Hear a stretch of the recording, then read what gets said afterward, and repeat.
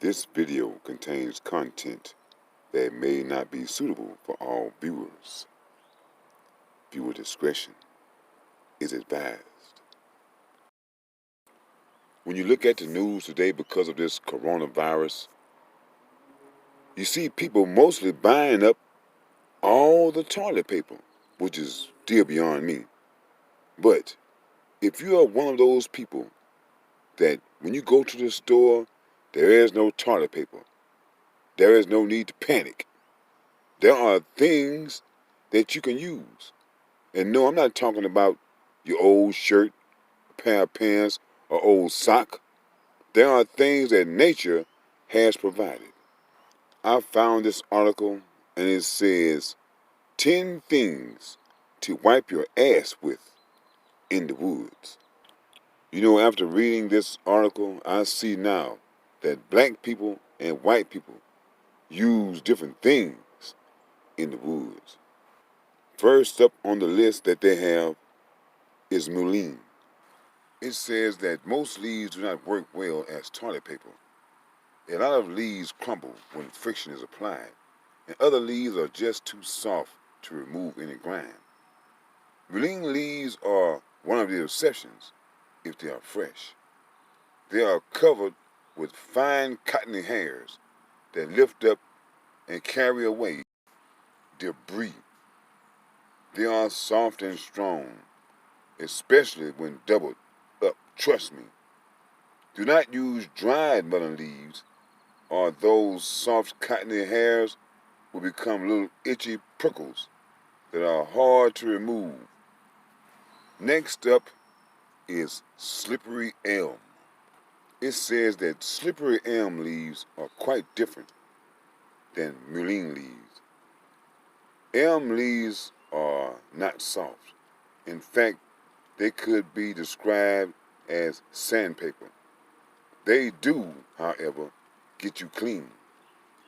The hairs that cover the elm leaves are full of silica crystals, and that can and will smooth textured skin.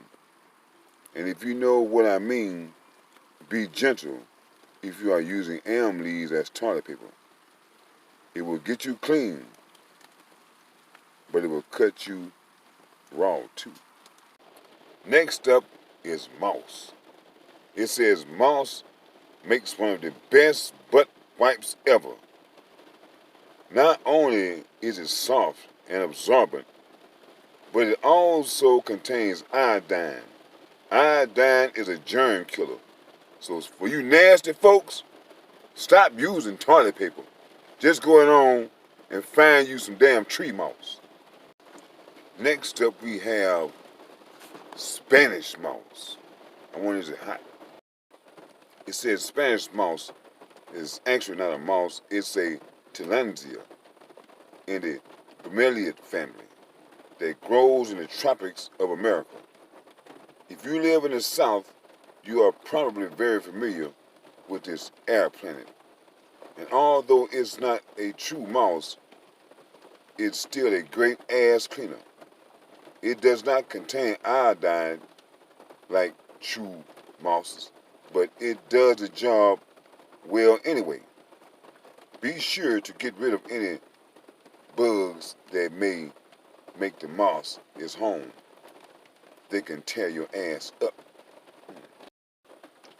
Next up, we have reindeer moss. It says reindeer moss is not a moss either. Why you call it a moss? It is an amazing lichen, and although it doesn't contain iodine like true mosses, it does contain many active germ-killing acids. It can even wipe out staph. It is very absorbent and a little rough texture, but all around does a good job scrubbing the bum. It's also a carbohydrate, rich food that can scrub your insides if you can scarf it down. But that's another article. Next, we have Osage orange. It says that Osage orange, called hedge apples, are large fruit. They are, in fact, too large to wedge into the crevice for a proper wiping if they are full grown. But if they are half grown, they work wonderfully. The small bumps and channels on the surface of the fruit do a great job of carrying away matter. The fruit does contain a sticky resin that exudes out when the fruit is damaged. So only use undamaged fruit. The resin is not poison, but it could cause an allergic reaction in some people. So be careful. Next up is rocks. Not them kind of rocks, you crackhead. Man, it's crazy. I don't know if I can get to this one. It says that if you find the perfect rock, you are golden. Certain rocks do a better job cleaning than most things on the list. They actually scrub you dry as they remove material. The problem is that a good rock is hard to find. The rock must be free of sharp edges with the texture like chalk. It should be roundish and flattish and should fit in the hand comfortably. My favorite stone is a dolomite, but cotton rock is a close second. I mean, would that actually work? Because in my mind, I'm saying like, want a rock smear it? Next up is a pine cone, guaranteed to have your butt smelling fresh. It says that, now I know when I say pine cones makes good toilet paper, most of you will think I'm full of it. But actually, they do work. The key is to find the right pine cone.